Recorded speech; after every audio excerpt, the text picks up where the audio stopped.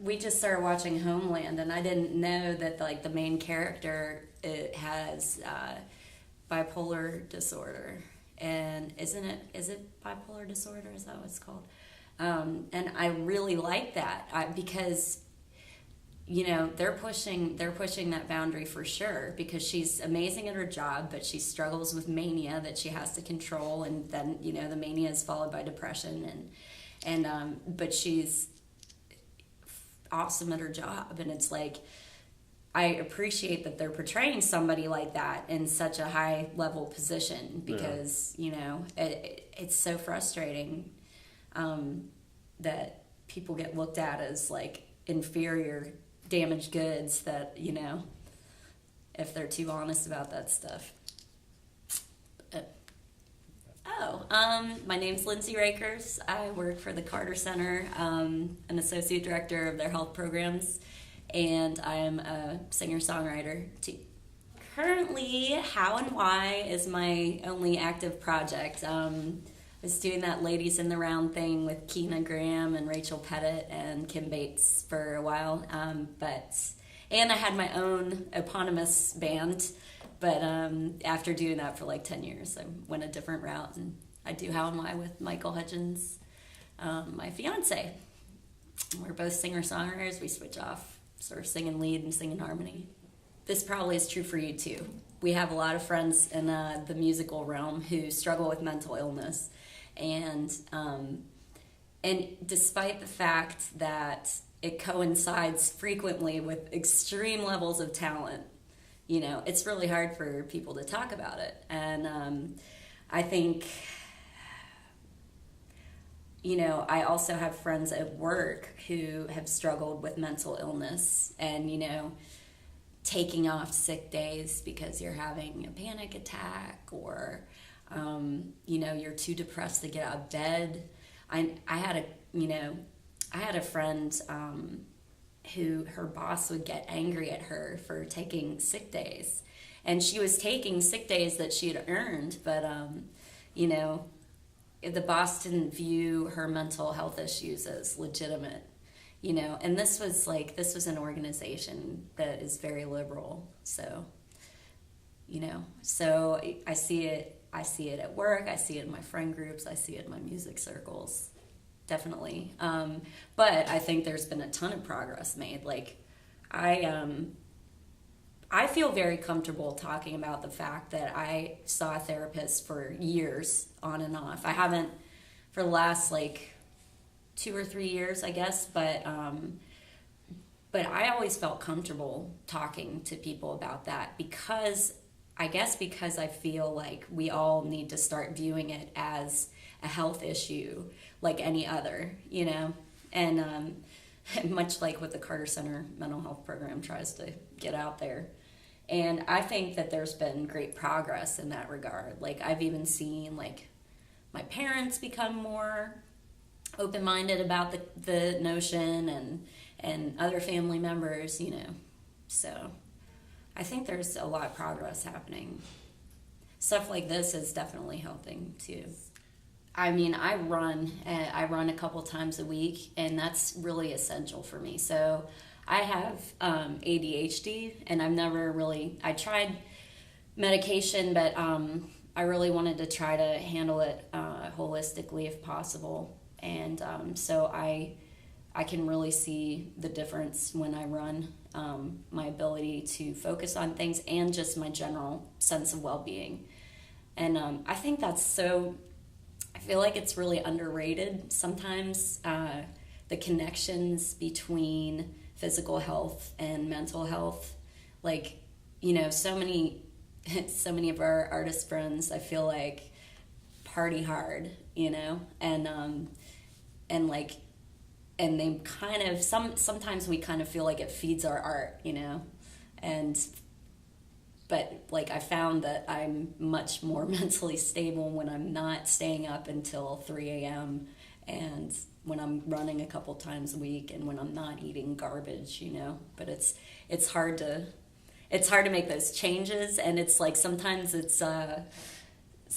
your friends reject the shift, like the shift isn't cool, or the shift isn't like I don't know. It's not the notion that people have of you, so it's like this foreign thing. And I've really like latched on recently to listening to jazz when I feel anxious. And I never really liked jazz. I used to say jazz is a language I can't speak, like it's too complex for me, but Pandora has a great jazz station, and I've been honing it, and it's really helpful. Like when I was getting ready to come here and I felt like I was running late, even though you don't care, you were here anyway doing stuff.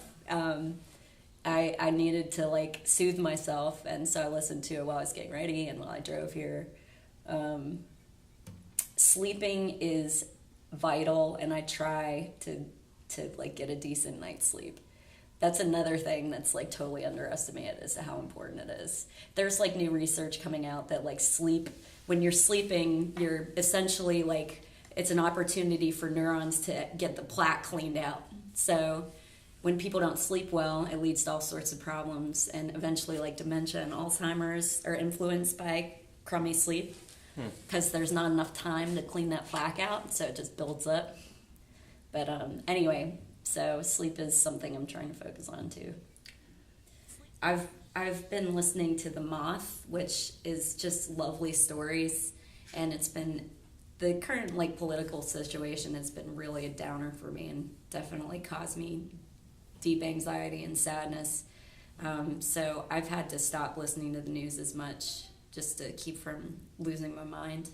And so I listen to the Moth Radio Hour podcast. Highly recommend it. To help someone who's having a down moment, I think listening without judgment is extremely important, and not always trying to fix it, but just be there with them in that space. Like, you know, you don't want to hear that there's an easy solution, because sometimes you know there's not. Sometimes you've been grappling with something for years and you know it's not. Like, you don't want platitudes. You want somebody to just say, man, I feel you, that sucks. And I'm here and I love you. So I don't think that I've had like long bouts of depression per se, but I think I deal with a lot of like worrying and anxiety and sadness. And I think I don't think a lot of people know that about me, because I think when I'm around people, I'm at my happiest, and like I get lifted up by that experience. And but I think what I struggle with is just like enjoying the moments that I'm having, and being in those moments and not letting my mind, not letting my mind sort of focus on the negative. There's something I read in an ADHD book once. It said the ADHD mind scans the horizon for something to worry about. And that's so true for me. So it's like trying to quell that and like be in the moment when I'm having the best times, you know, like when I get to perform a new venue that I've always wanted to play at,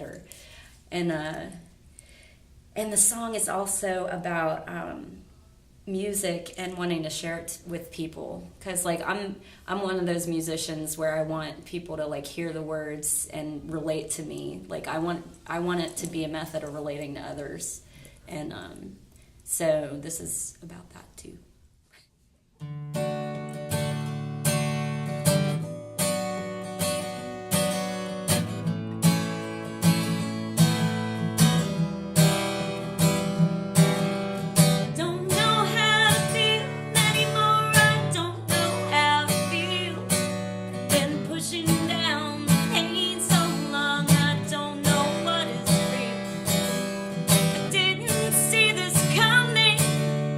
Makes me